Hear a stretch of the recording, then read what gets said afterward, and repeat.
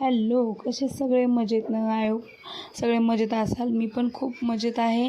मी केले होते दिवाळीचं फराळ, म्हणून म्हटलं चला रेसिपी तुमच्यासोबत पण शेअर करूया, म्हणून मी माझ्या रेसिपी शेअर केलेल्या होत्या.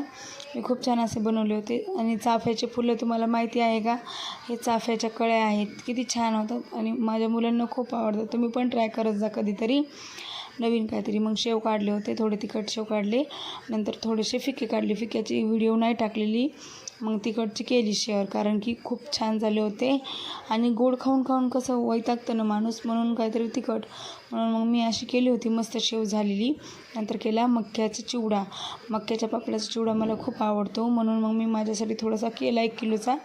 नंतर केला मुरमुऱ्याचा चिवडा कारण की मुलं खातात, त्यामुळे थोडासा कमीच तिखट बनवला होता आणि खूप छान झाला होता असा. मग असे बघा मुरमुरे घेतले पहिले भाजून, नंतर शेंगदाणे, नंतर खोबरं, नंतर कढीपत्ता. आपली जेवढी सामग्री लागते तेवढी पटापट घेतली भाजून.